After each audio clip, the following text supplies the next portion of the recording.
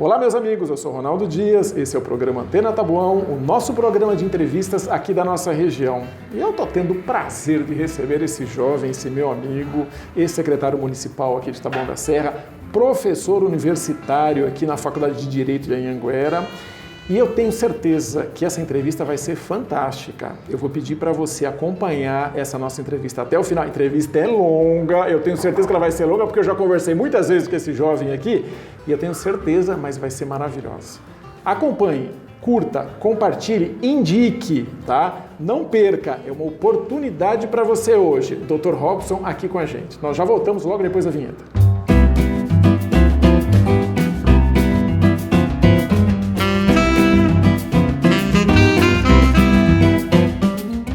Olá, meus amigos, nós estamos de volta aqui no nosso programa Antena Taboão. Como eu disse na abertura, eu estou tendo o prazer de receber esse amigo, é um novo amigo, eu conheço há pouco tempo, mas eu tenho uma profunda admiração, Dr. Robson, eu sei do seu trabalho, do seu empenho na cidade, é um professor universitário aqui de Taboão da Serra, de 42 anos, morador da nossa cidade aqui em Taboão da Serra, uma pessoa que tem uma história muito bonita, porque o Robson já morou nos Estados Unidos, professor universitário, advogado tributarista, tem até que ler, gente, que é muita coisa aqui, tal, né? Olha só, vamos lá. Pós-graduado em Direito Constitucional e Administrativo, advogado, professor de Direito Constitucional na Faculdade Anhanguera de Taboão da Serra e é ex-secretário de Planejamento da nossa cidade também.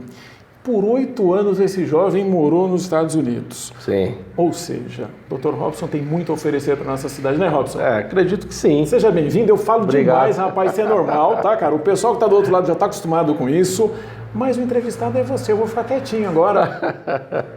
Na verdade, né, você vê que sou professor de Direito e numa entrevista dessa, né, a gente tem, enfim, todo esse equipamento, esse aparato aqui, ainda assim a gente... de certa forma, fica um pouco com vergonha, né? Porque sempre a coisa nova é sempre a expectativa, né, daquilo que você não sabe, qual que vai ser o resultado, a gente sempre tem esse sentimento. É a ansiedade do novo. É a ansiedade do novo, né? É o que todos nós pretendemos, né? Mas muitas pessoas têm ainda a dificuldade de acreditar e buscar critérios válidos, né, para de fato correr o menor risco possível, né, ao se engajar naquilo que é novo, né? Mas enfim, eu morei sim 8 anos nos Estados Unidos, tive empresas nos Estados Unidos, vim para o Brasil, fazendo um corte na minha história, porque é muito detalhe. Nós ficamos outro dia umas 5 horas batendo papo no escritório. E ainda ficou parecendo que, né, não conseguimos exaurir sequer 5% do que nós poderíamos, afim, a partir das histórias que cada um tem. Mas eu tive empresa lá nos Estados Unidos, quando eu voltei para o Brasil, meu pai tinha uma empresa aqui, ele começou a ter problema com a empresa e o problema dele era diretamente com o advogado. Ou seja, né, nesse momento da minha vida, nesse contexto da minha vida, mudou todo o direcionamento do hotel em que eu era auditor noturno, que eu trabalhava no Intercontinental lá na Alameda Santos. Hotel 5 estrelas, 90% dos hóspedes lá são estrangeiros, né? Então demanda falar o inglês. E aí, enfim, mudou toda a direção, depois de 2 anos, mudou toda a presidência do hotel, e aí o amigo que era o diretor-geral mudou-se para Honduras e eu estava na lista dos que ia ser mandado embora, o que é normal, é de praxe que quando muda a diretoria, o novo né, gerente geral, ele traz todo o staff dele, o pessoal que trabalha junto com ele. E aí eu acabei sendo mandado embora, e aí exatamente nessa situação de problemática com meu pai em relação à empresa, eu chutei o balde, né, de tudo e fui fazer direito. Né? E aí foi nessa caminhada que eu sou muito intenso, né, no que eu faço. Quando eu comecei, antes mesmo dos 6 meses depois que eu iniciei o curso de Direito, a faculdade de Direito, eu larguei tudo, né, e comecei a buscar estágio, e aí eu falava para mim mesmo, nem que eu trabalhe de graça, mas eu preciso estar no meio e eu vou colocar toda a minha força, né, nessa profissão. E aí, desde então, né, 16 anos já nessa caminhada, nunca parei, a gente sempre brinca, né, que quem faz direito vai morrer estudando, você aprende muita coisa, desde que você seja flexível. Eu mudei várias vezes as minhas opiniões, principalmente quando eu fui fazer pós-graduação. A gente precisa sempre estar flexível, né, Ronaldo? A mudança ideia. Você tocou num assunto tão importante e provavelmente alguém ali do outro lado da telinha, da câmera, né, que assusta tantas pessoas, mas que na verdade é um canal de comunicação com o mundo, mas você tocou num assunto fantástico. Eu fui ser estagiário e eu disse que iria trabalhar gratuitamente para poder aprender. Perfeitamente. Quantas pessoas chegam nas empresas hoje? A primeira pergunta que as pessoas dizem, mas o estagiário vai ganhar quanto para trabalhar? Verdade. Aprenda isso, viu? É verdade. Treinamento, preparo, conhecimento, normalmente é através de muita dedicação e esforço. E normalmente não é ninguém que passa isso pagando. Então é muito importante realmente você enfrentar um desafio desses. O maior salário foi o aprendizado. Foi o maior trabalhei pra caramba, muitas vezes injustiçado por conta do trabalho. Eu sempre fui muito engajado. E aí pelo tamanho, pela disposição, né? Então eu acabava sendo muito usado.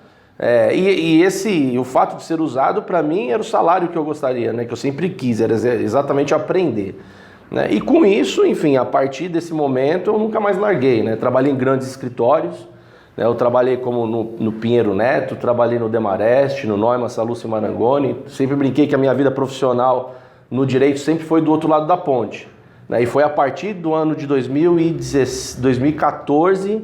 que teve um grande problema de dengue aqui na cidade, não sei se você se lembra, né? Lembro. Teve um problema de dengue aqui, e aí, enfim, um amigo meu me ligou, porque teve uma situação de negligência médica, e assim, né, o que colocaram, né, 2 famílias perderam seus entes queridos nos hospitais. No meio dessa epidemia? No meio dessa epidemia, e aí alegaram negligência médica. E nisso, no contexto político à época, acabaram que essas famílias não tiveram nenhum tipo de assistência, né, segundo o que alegaram. Eu não conhecia, até então não conhecia absolutamente nada das questões políticas da cidade. Minha vida sempre foi do outro lado da ponte. E aí esse amigo meu me ligou, porque eu sempre fui muito envolvido nessas questões sociais, principalmente na Ordem dos Advogados de São Paulo, sempre fui muito engajado nas comissões. E aí, Robson, né, pelo amor de Deus, dá uma orientação, dá uma assistência a essas famílias, quando então eu peguei, né, já que eu fazia um trabalho social e, na verdade, a gente precisa demonstrar para as comissões que a gente trabalha a envergadura social que nós estamos engajados. E aí eu peguei essa situação e essa situação acabou me levando a um patamar na cidade, inclusive de eu passei na Band, né, passei na Record, foi televisionado essa questão toda, teve manifestação na Câmara Municipal e eu tenho até um vídeo até hoje que está na Câmara Municipal. Quando eu peguei, então, aí me pediram para fazer uma sustentação, para usar a tribuna, porque iam fazer uma manifestação, a sociedade ia comparecer em peso lá. E aí eu fui pego de surpresa, como eu não conhecia absolutamente nada da situação política da cidade, eu fui e eu acho que foi por isso que eu fui. Porque a época o que a gente tinha, eu acho que é mais ou menos o contexto que a gente tem hoje, de 12 vereadores da base do governo e era só um vereador, né, que era oposição. Enfim, aí eu falei, usei a tribuna, teve, né, manifestação popular, né, em geral, e foi depois disso que eu comecei a ter o conhecimento aqui na cidade. Fui massacrado, obviamente, depois, nem fiquei na Câmara, né, depois que eu utilizei a tribuna. E aí, depois disso, eu tinha mais ou menos uns 600, 700 amigos no Facebook, e aí todos os dias eram inúmeras pessoas me pedindo amizade no Facebook. Quando eu ia olhar, as pessoas tudo de Taboão da Serra. Poxa, eu vi lá, né, que você foi na Câmara, você é muito corajoso, advogado, e aí a classe política, de certa forma, a partir dessa popularidade que não foi provocada por mim, né, foi por uma questão, foi por um incidente que aconteceu, e aí eu passei, de fato... Você defendeu essa causa dessa família? Confedi a causa, sim, fui defender a causa da família. E houve uma movimentação na cidade em função de toda essa situação, porque... como proliferou a questão da dengue na cidade, né, havia muitas denúncias de negligência médica. É claro que denúncia, você não pode chegar por conta de uma denúncia, chegar e condenar, seja a OS, seja o governo, por conta da gestão. Mas a partir das apurações, acredito que muitas coisas foram apuradas, né? E aí responsabilizado aqueles que de fato deveriam ser responsabilizados. Você foi um cidadão indignado que foi procurar justiça realmente dentro do parlamento, e buscou isso através dos vereadores, exigindo o quê? Que eles exerçam o seu papel, que é fiscalizar. Sim, perfeito. Isso é muito importante. Sim. Não foi fazer uso político, que eu acho que isso é muito importante. Exatamente. Felizmente existem muitas lideranças. Gente, quero deixar bem claro, o Dr. Robson está aqui do meu lado, já foi secretário municipal, não é candidato a nada. Não, mas é uma pessoa que quer contribuir com a nossa cidade, realmente, para a melhoria do serviço. Verdade. Então, agora eu te pergunto, um belo dia você se levantou contra um governo. E como é a visão de dentro do governo também, Robson? A visão... Que você já foi secretário aqui da cidade. Sim. Na verdade, eu acho que a maior problemática que nós temos, né, que é exatamente assim, o conceito de cidadania, ele é muito limitada. E aí, porque o cidadão, ele não tem... Eu sempre falo que o cidadão, para ser cidadão, ele tem que conhecer minimamente seus direitos.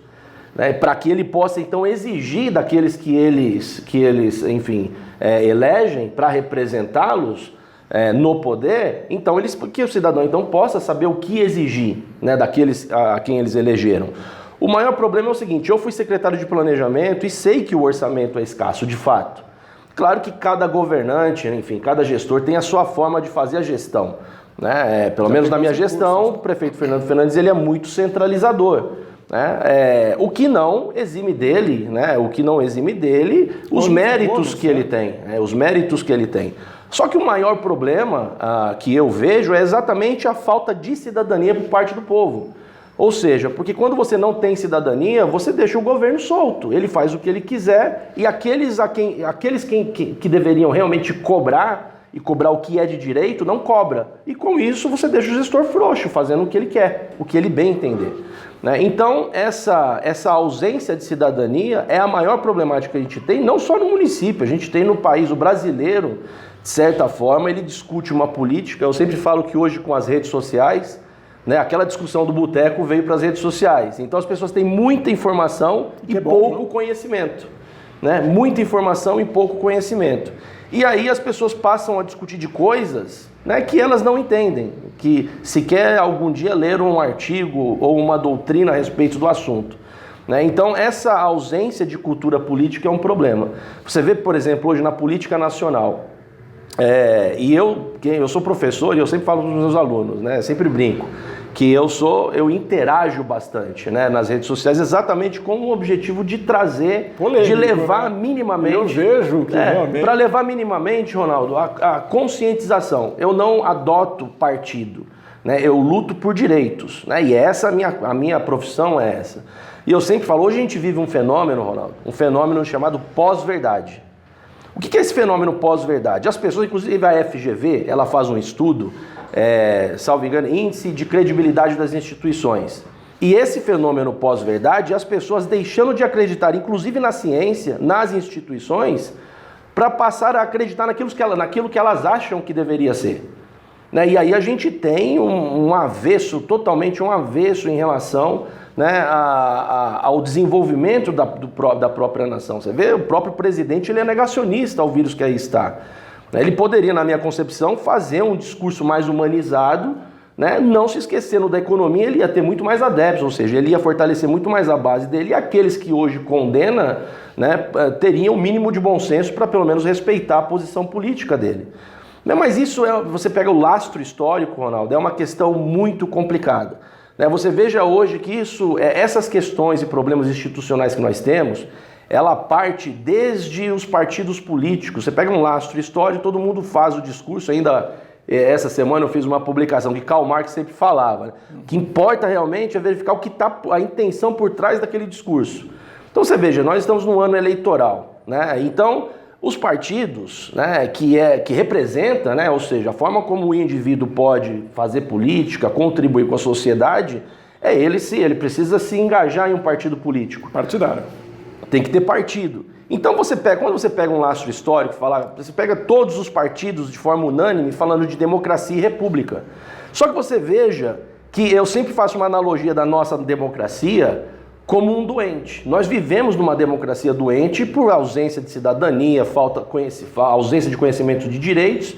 E aí o que a gente tem? Quando a gente tem uma democracia doente, né, ou a gente faz uma analogia, você não pega uma pistola, uma arma e dá um tiro na cabeça do doente. O que você vai fazer?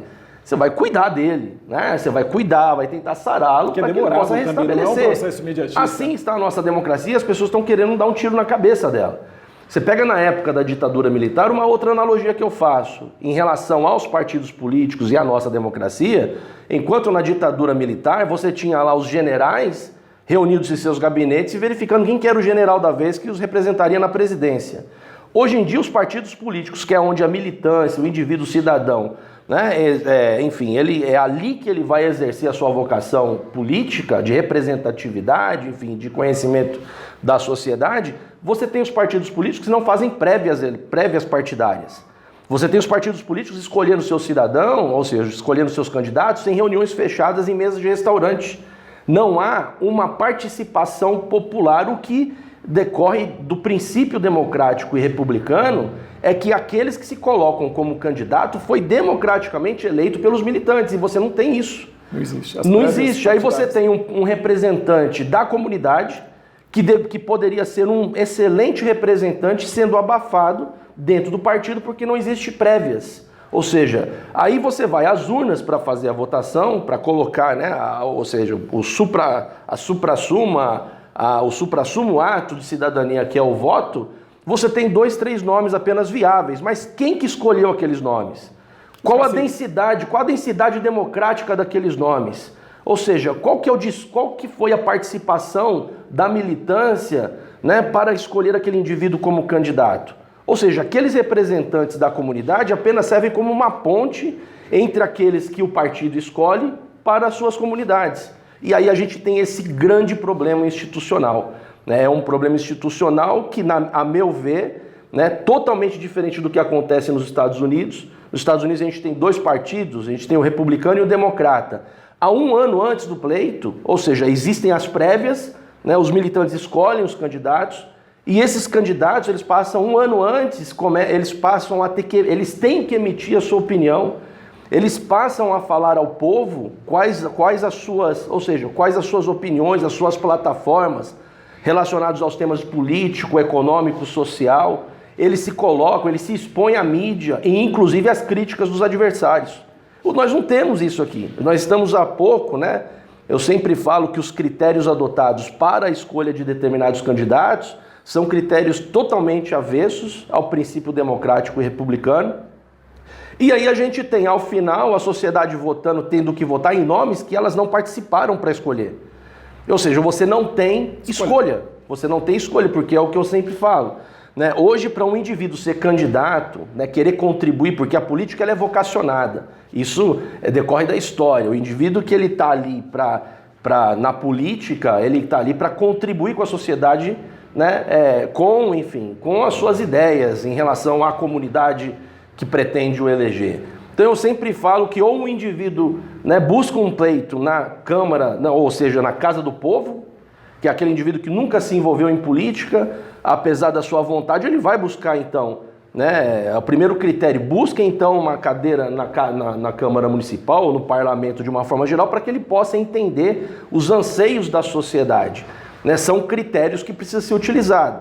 Ou então o indivíduo ele tem um notório conhecimento de gestão, né? Assim a gente fala em eleições municipais, para que ele possa eventualmente vir a buscar uma cadeira do executivo, das duas uma, ou ele sai do parlamento, ou ele tem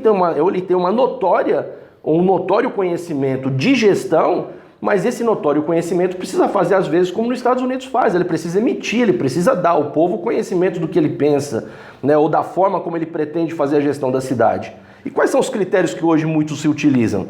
Né? Ou seja, quanto mais eu faço, o trabalho braçal é aquele que aparentemente é o melhor gestor, sendo que essa competência do trabalho braçal ou de qualquer outra função que não seja, né, a perspicácia de gestão pública, né, ela não serve como critério para identificar um bom nome de gestão. A política brasileira é demagógica. Se você for voltar um pouquinho no tempo, até o próprio atual governo do estado aqui, o Dória, Sim. nos primeiros dias do mandato dele, o que era importante? Eu usar uma fantasia Sim. e ir para a rua realmente representando uma categoria. Eu concordo que o gestor ele deve estar cercado de pessoas muito competentes. Porque o gestor ele tem que ter uma visão administrativa e política da situação. Sim. Mas a nossa política no Brasil, infelizmente, o que rege é o poder econômico. Sim, exatamente. É o poder econômico. Ou seja, quem tem dinheiro. É isso. E é inadmissível porque quando você faz parte do processo político, você observa que algumas pessoas vão gastar 3 vezes mais do que aquela pessoa vai ganhar durante o mandato dela. É verdade. Então isso é muito complicado, sabe? Sim. Isso é desanimador. Mas é desanimador para você que está do outro lado, mas não é por esse fato que você vai ser omisso no processo político. Sim. Isso é muito importante. Existem pessoas dentro da política muito conscientes, pessoas que querem realmente uma mudança, uma renovação, querem uma mudança significativa. Você tocou num assunto muito interessante. Eu, conversando um dia com um ex-deputado federal aqui, uma pessoa fantástica, uma pessoa que tem uma visão ímpar, ele me dizia o seguinte: Ronaldo, ser deputado também é frustrante, porque existem as lideranças e eu vou lá às vezes só para apertar um botão. Eu tenho que seguir o que a minha liderança faz, o que ele me exige. E às vezes isso realmente torna o processo realmente enfadonho e triste. Eu chego aqui, eu fico me sentindo realmente impotente. Verdade. Por quê? Porque não posso responder pelas minhas vontades, eu tenho que responder pelo chefe do meu partido. Nos Estados Unidos isso é interessante, porque existem candidatos independentes que podem se lançar sem a necessidade de um partido, né? E essa pessoa me disse o seguinte, falou: Ronaldo, a relação de poder, através das redes sociais, elas vão mudar muito. Sabe por quê? Porque o poder, ele é vertical. Mas com as redes sociais a informação ela se horizontaliza. Então veja bem, o que acontece, qualquer deslize do gestor, ela é jogada nas redes sociais e todo mundo tem essa informação, muito diferente do que acontecia há muitos anos atrás. Isso eu vejo com bons olhos. Te pergunto, pela tua vivência hoje, você falou um pouquinho sobre o cenário nacional, você falou realmente da importância hoje partidária, né, que infelizmente a população não compreende essa necessidade. Como é que você traz essa relação toda desse momento crítico que nós estamos vivendo hoje, dessa pandemia, que é algo que o Brasil nunca conheceu, pelo menos nos últimos 100 anos, né? O mundo não conheceu da forma como está acontecendo. A gripe espanhola, se eu não me engano, levou 40 milhões de pessoas. Nós não estamos ainda, nós temos tecnologia para poder evitar muitas mortes. É muito diferente do que aconteceu em 1918 até 20. Foram 2 anos realmente dessa pandemia da gripe espanhola.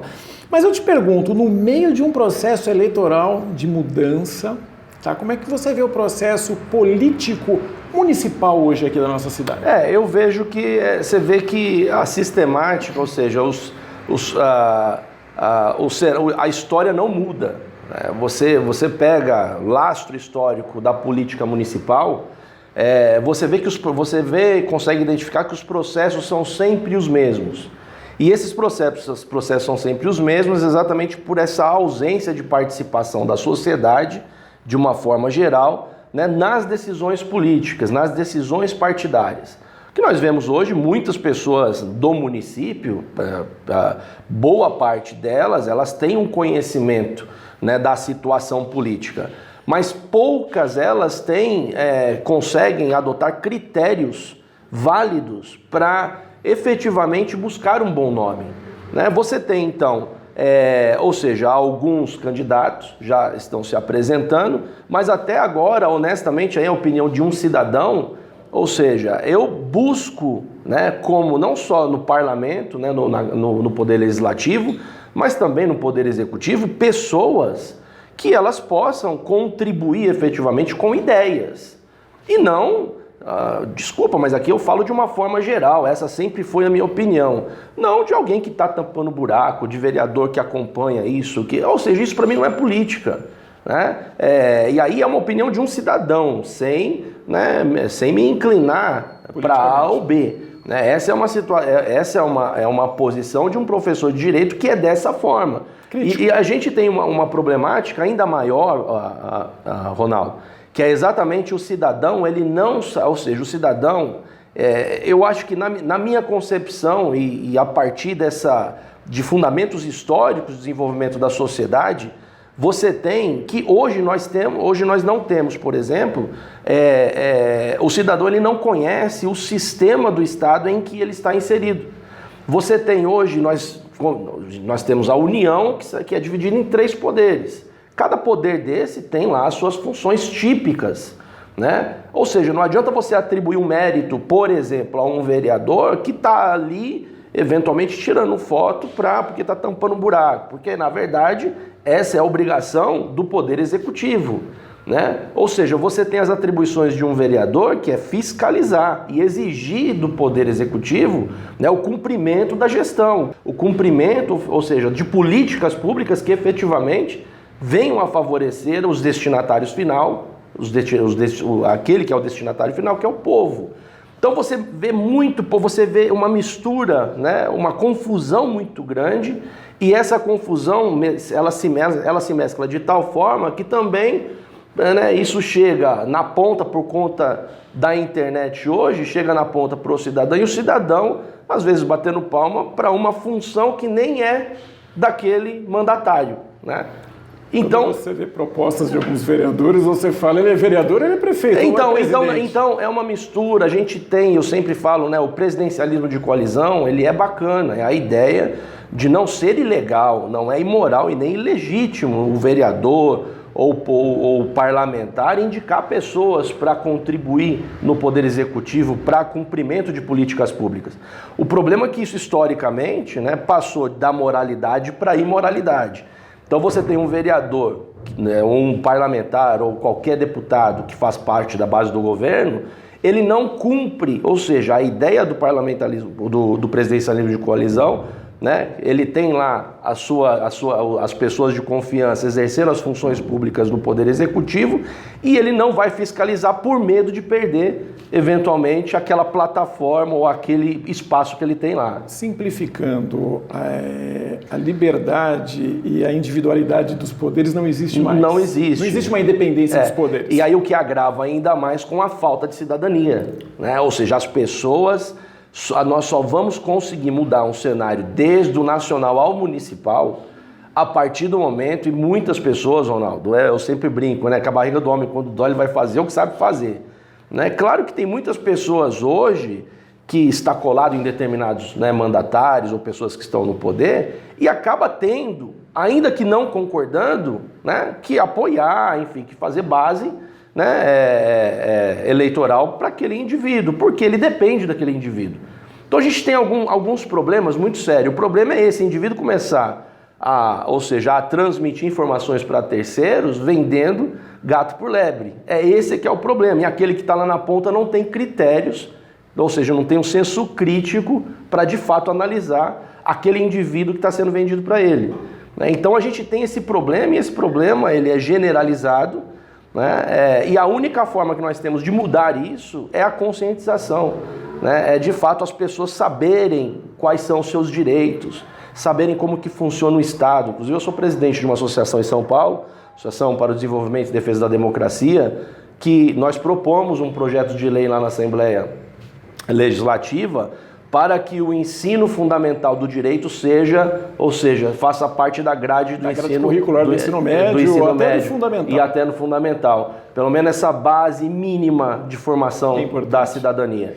Às vezes o aluno ele vai aprender que seno ao quadrado de x mais cosseno ao quadrado de x é a relação igual a 1, é a relação fundamental da trigonometria. Não entende o porquê disso. Não entende. O que eu vou usar isso no meu dia a dia. Mas quem não precisa saber dos seus direitos e deveres? Verdade. Chegamos hoje num ponto na nossa sociedade, o Dr. Robson, que nos últimos 30 anos ensinaram que nós temos muitos direitos, mas esqueceram dos nossos deveres. Eu percebo isso. Sim, também. Esquecemos dos nossos deveres. Mas isso é muito importante. Olha, eu faço votos realmente que isso possa ser implementado rapidamente nas nossas escolas, porque os alunos eles precisam ter essas noções mesmo. As pessoas geralmente falam que o Robson é romântico na política. Né? Pô, eu sou professor.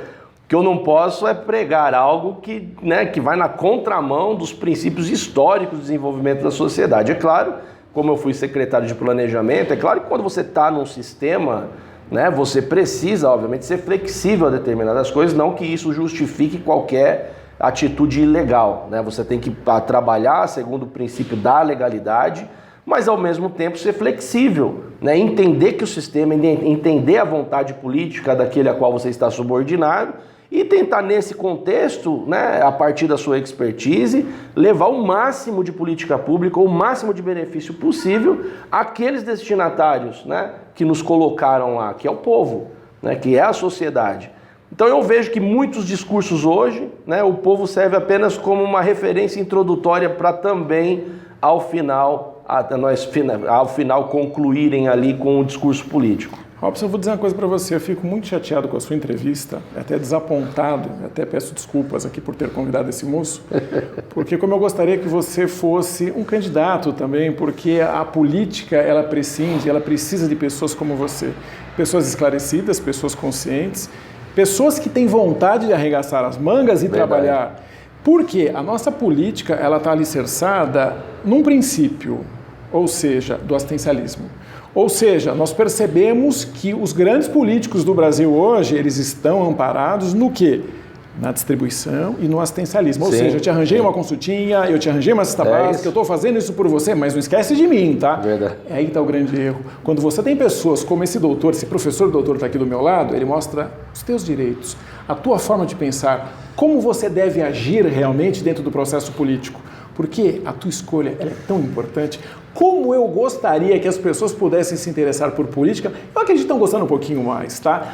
Como se interessa por futebol, por novela, né? O pessoal sabe tudo, quanto o cara tá ganhando por mês. E a política, Ronaldo, a gente tem... Você vê que é tão complicado essa ideia de cidadania, porque assim, na medida em que você fala de direitos, né? Como eu interajo bastante nas redes sociais, na medida em que você fala de direitos, as pessoas imediatamente ligam você a uma pretensão política. Ou seja, se qualquer coisa que se fale a respeito de algo que possa contestar, ou algo, uma opinião que você possa manifestar que vai na contramão a favor de determinado político, da cidade, estadual ou nacional que seja, as pessoas imediatamente não conseguem fazer essa separação do que é direito e do que é pretensão política. Ou seja, aqueles que não têm afinidade com política e que não gostam de política, que é um erro, acabam te crucificando porque eles acabam fazendo uma mistura, uma confusão enorme entre o que é direito e o que é, ou seja, como eu falei, as pessoas desacreditaram nas instituições e quando alguém chega para falar ou emitir opinião, logo essa pessoa ela é taxada, né, ou pretenso candidato a político. Eu sempre falei, eu tenho inúmeras mensagens no particular me perguntando, pô, você tem pretensão política, uns gostando, outros não, né? E aí a gente tem essa problemática muito grande que de fato, eu só vejo uma única mudança, né? A sociedade, se realmente elas terem subsídios, elas passarem a se informar e a utilizar as redes sociais, que hoje as pessoas, por meio das redes sociais, elas conseguem se informar, mas que se utilizem dos critérios corretos, busquem a saber como que funciona o Estado, o sistema, né? Qual a competência, qual a função típica de cada mandatário, de cada poder, para que ela possa, então, fazer essa distinção, né? E é só dessa forma que eu vejo que a gente pode mudar. Robson, obrigado, Robson. Nós já estouramos um pouquinho o nosso tempo. Eu quero as tuas considerações finais agora. Não, primeiro eu quero agradecer, né, pelo convite, fico muito honrado, né, pelo convite, considerando que você é uma pessoa de grande relevância na cidade também, um grande pensador da cidade. Eu também vejo os vídeos que você sempre posta, você sempre coloca considerações acertadas, né, e eu só espero que esse ano eleitoral as pessoas possam efetivamente levar um pouco para a razão e deixar a emoção um pouco de lado. Leva para a razão, busquem critérios válidos, né, para escolher um representante, para escolher efetivamente aqueles nomes, poucos nomes, que estão aí se revelando para a cadeira do Executivo, né? E essas são as minhas considerações e é o meu desejo para toda a população aí de Taboão da Serra. Quero parabenizar o atual prefeito por ter tido nos seus quadros um excelente profissional. Parabéns, obrigado. Parabéns, viu? Eu não sei por que saiu, mas foi uma grande perda, com toda certeza, viu?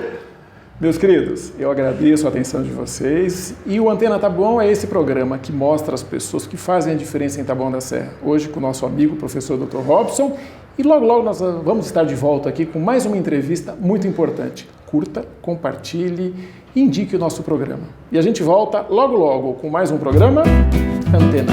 Obrigado.